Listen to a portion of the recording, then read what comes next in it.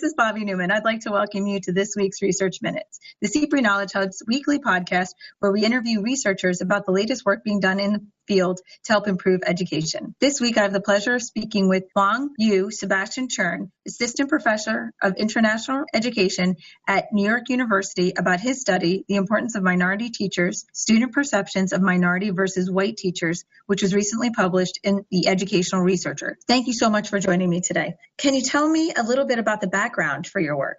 The story of the paper actually comes from my experience as a public school teacher, a middle school teacher. I taught in San Francisco for a few years, and pretty much all of my work, all of the papers are explorations of moments and interactions and feelings that I had as a middle school teacher that, now as an academic, I can take I have the leisure of time and, research to figure out, was there something with the story or the experience that I had? Was I very unique, or was my experience quite shared by many teachers? So I taught in a school that was actually not very racially diverse. It was about 80% Black students, 20% Samoan, Latino, and one Chinese student. The students themselves, they talk, this is middle school, so if we can reflect on our own middle school identities, where people, students started to talk about their identities, and oftentimes in a broader context. So race was mentioned in almost every single conversation we had, particularly the larger class conversations. I remember my first time in the classroom. This is, I was an algebra teacher, so I was full of, math pedagogy. And the very first conversation I had, a student with big eyes looked at me and she said, "Do you speak English?" And, I said, "I do, but don't worry about it. I actually teach you math." And then students laughed, right? And then another student called her out saying, "You can't say that, that's racist," right? And she looked really offended. And my first conversation with my class, my homeroom class, had nothing to do with math, really. It had everything to do about race, my racial identity, their racial identities. And so this paper actually centers on the student's perspective. The survey project, the data I used comes from a project called the Measures of Effective Teaching, which is a really large survey of different metropolitan areas. And they had this extensive student survey where they asked students many questions on their homeroom teacher, their thoughts on the homeroom teacher.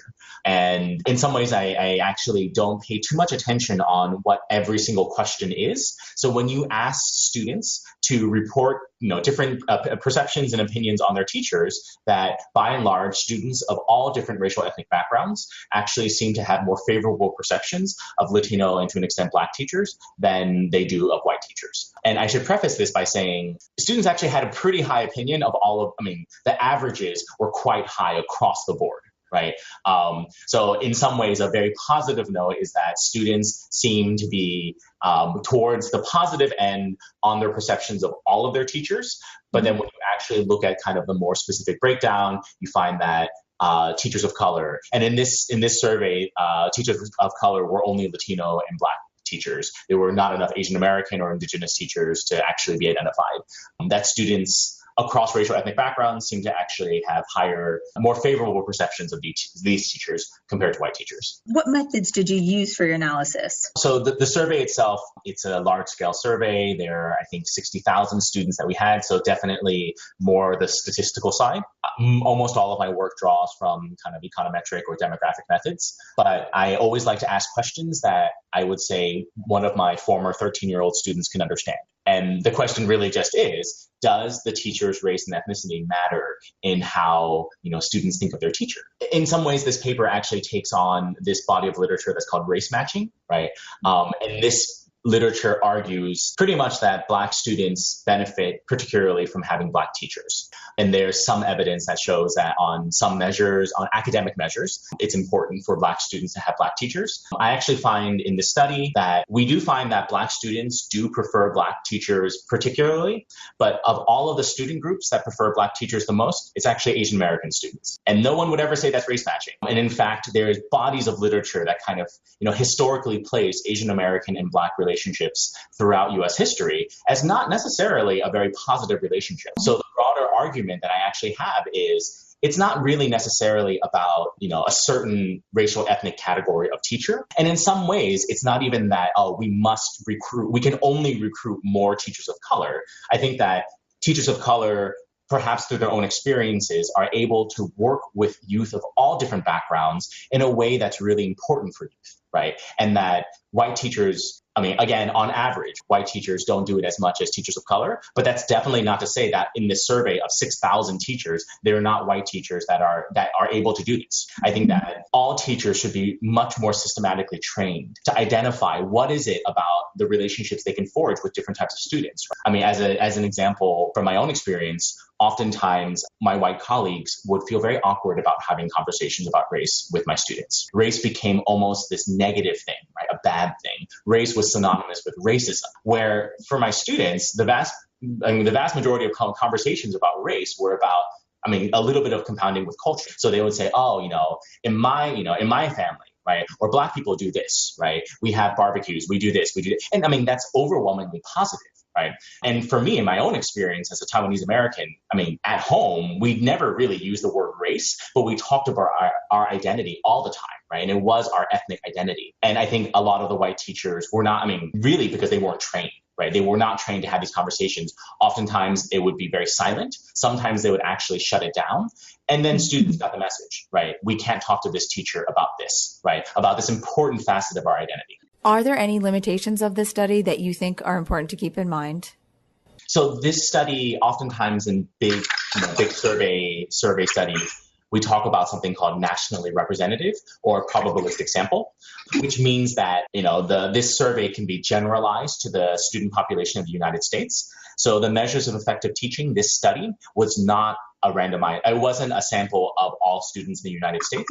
It actually focused on 6 or 7 large metropolitan areas. So it's not a national story, but I think in many, many ways, the fact that we can find these differences within metropolitan areas actually speaks even more strongly to the kind of this interesting dynamic. So metropolitan areas not oftentimes, and I think every single metro area in the US serves a majority minority or close to majority minority student population, and what we refer to as the demographic divide.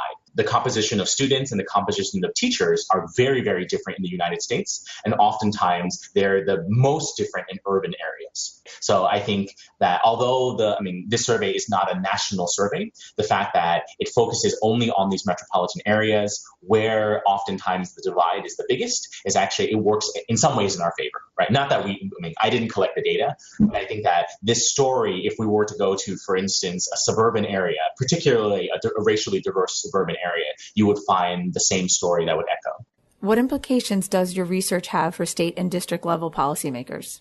So one thing I always want to say is, an interpretation of the study could be actually quite damning of teachers and particularly of white teachers. Or I never want people to interpret my work like this. I started this, our conversation by saying I used to be a middle school teacher. It is not easy to be a teacher in, I think, any context, but particularly the United States and particularly in urban areas where oftentimes the hours are longer, the expectations are higher, the training sometimes is worse, right? So in many, many ways, I say that it identifies first that it seems that teachers of color are bringing something to the table that students are responding to in a very favorable way. I believe what they're bringing into the table is actually their own experience and more fluency and comfort talking about things like race. I believe that many white teachers are doing the same, but I think that all teachers need to be much more systematically trained. One finding, my newer work actually looks more at how teachers are trained to talk about race and multiculturalism. And a pretty consistent finding, particularly in urban areas, are that new teachers always feel very underprepared to talk about conversations about race, about identity, about gender, or so, any of these things, right? They're like, we seem okay, we're well trained in the math part, but we actually have very little training in talking to our students about their lives. Right. Although, I would love to think that my students' algebra is part of their life. And so I think a lot of the burden actually should be placed on universities. Universities are the entities that train teachers. I think universities, we know that we don't do a very great job of this.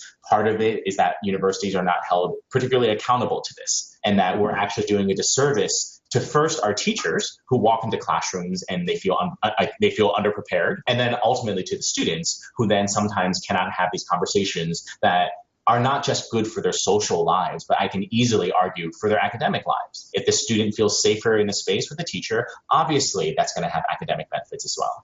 So I actually have a study that's hopefully coming out soon that actually links like a teacher's multicultural beliefs to how they actually teach in the classroom, and then linking that teaching to actual academic outcomes. So I think the actual quantitative evidence is it's just not there, because a lot of the surveys don't collect measures of teaching in these kind of things, right? But I think for qualitative work, for at least 100 years, right, the argument that if you create a more safe environment for students will flourish not only socially, but academically, right? I think that argument, has been made, and I think logically it makes sense. I just wanted to thank you for taking the time out to talk to me today, and I look forward to reading your other work. Thank you for listening to Research Minutes. To share your thoughts on this discussion, head to K-Hub Conversations at cprehub.org. To subscribe to our weekly podcast and listen to more interviews, head to soundcloud.com/CPRE Knowledge Hub. And for the latest videos, podcasts, and discussion updates, follow us at CPRE Hub on Twitter and CPRE Knowledge Hub on Facebook. We look forward to hearing from you.